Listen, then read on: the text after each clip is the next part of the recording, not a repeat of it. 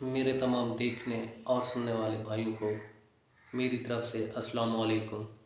मैं हूं आपका दोस्त, आपका भाई मार गुलजार अहमद एडवोकेट। नाजरीन कराम, ख़बर तो शायद आप तक पहुंच ही चुकी होगी कि किस तरह रात इलेक्शन कमीशन ने इंतखाबात की डेट फिर मौखर कर दी है। आप सोचते होंगे कि आखिर ऐसा हुआ क्यों है, क्यों डेट मौखर की है।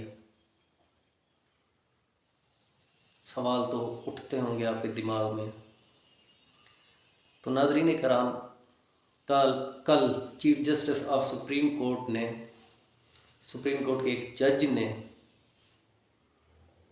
एक केस के फैसले में रिमार्क्स दिए थे और वहाँ बताया था कि हम किसी भी सूरत न तो आइन तोड़ने देंगे और ना ही इंतखाबात को लेट होने देंगे। तो उसके फ़ौरन बाद, तकरीबन 5-6 घंटे के फ़ौरन बाद ही पीडीएम और ताकतवर हलके आपस में बैठे और उनमें ये तय पाया कि हम सुप्रीम कोर्ट ऑफ पाकिस्तान के जस्टिस साहबान को देख लेंगे कि वो किस तरह पाकिस्तान में इलेक्शन करवाते हैं। तो फिर उसके फ़ौरन बाद ही इलेक्शन कमीशन आया और उसने बयान दिया, इलेक्शन की डेट मौखर की और अपने बयान में कहा कि ये जो डेट थी 30 अप्रैल 2023 को पंजाब में इलेक्शन होने थे। केपीके में तो अभी इलेक्शन की डेट खैर से आई नहीं, गवर्नर ने नहीं दी। तो ये अब उन्होंने इलेक्शन कमीशन ने ऐलान किया कि ये इलेक्शन जो हैं वो अब 8 अक्टूबर 2023 में होंगे। उन्होंने ऐसा क्यों कहा और किसके कहने पर कहा और क्यों वो कानून की खिलाफ वर्जी कर रहे हैं, आइन को तोड़ रहे हैं। नाज़रीन कराम, इलेक्शन कमीशन ने कहा कि 30 अप्रैल 2023 को साफ और शफाफ इलेक्शन कराना मुमकिन ही नहीं।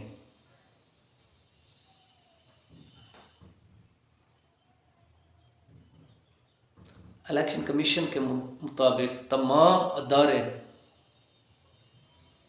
जो इलेक्शन कराने की जिम्मेदारी लेते हैं उन्होंने साफ इनकार कर दिया है और इलेक्शन कमीशन से कहा है कि वो इलेक्शन की डेट मौखर कर दें, वरना ना तो हम सिक्योरिटी दे सकेंगे, ना ही हमारे पास कोई पैसा है, फिर आप जाने और आपका काम। तो ऐसे में इलेक्शन कमीशन को पीडीएम ने मोहरा बनाया और उन्होंने रात आकर झट से इलेक्शन की डेट जो है वो मौखर कर दी। और आज का दिन ही क्यों चुना गया? क्योंकि उन्हें पता था कि आज 23 अप्रैल है, आज 23 मार्च है, करारदाद पाकिस्तान है। तो इस सिलसिले में पूरे पाकिस्तान में छुट्टी होगी, अदलिया खामोश बैठी रहेगी, वकला साहबान किसी तहरीक का हिस्सा नहीं बन सकेंगे, अवाम जो है वो सड़कों पर नहीं आ सकेगी। इसलिए इस डेट को बिलाखिर चुन लिया गया और इलेक्शन कमीशन ने तारीख इंतखाबात की मौखर कर दी। दूसरी तरफ तहरीक इंसाफ का तो सादा सा मौक़िफ़ था। वो तो शुरू ही दिन से कहते हैं कि बस चूँकि असम्बलियाँ तहलील हो चुकी हैं और आईन पाकिस्तान के मुताबिक पाकिस्तान में केपीके में और पंजाब में इंतखाबात कराए जाए ताकि सियासी अदम इस्तेहकाम जो है वो हल हो और पाकिस्तान तरक्की की राह पर गामज़न हो सके। लेकिन पीडीएम और ताकतवर हलकों को ये बात पसंद ना आई। अब पीडीएम और ताकतवर हलके میٹنگ میں یہ فیصلہ کر چکے ہیں کہ ہم سپریم کورٹ کے جسٹس صاحبان کو دیکھ لیں گے کہ کس طرح وہ الیکشن کراتے ہیں پاکستان میں. اسی لیے کل پارلیمنٹ میں ریٹائرڈ ججز کے خلاف، ان کی فیملیز کے خلاف نازیبا الفاظ استعمال کیے گئے، ان پر کیچڑ اچھالا گیا تاکہ کسی نہ کسی طرح موجودہ جسٹس صاحبان کو بلیک میل کر کے انتخابات کو آگے لے جا سکے. تو میں بطور وکیل اس بات کی شدید الفاظ میں مذمت کرتا ہوں اور آئین پاکستان کو توڑنے والوں پر آرٹیکل 6 اور سپریم کورٹ کے حکم کی خلاف ورزی کرنے والوں پر توہین عدالت لگانے کے لیے اپیل کرتا ہوں.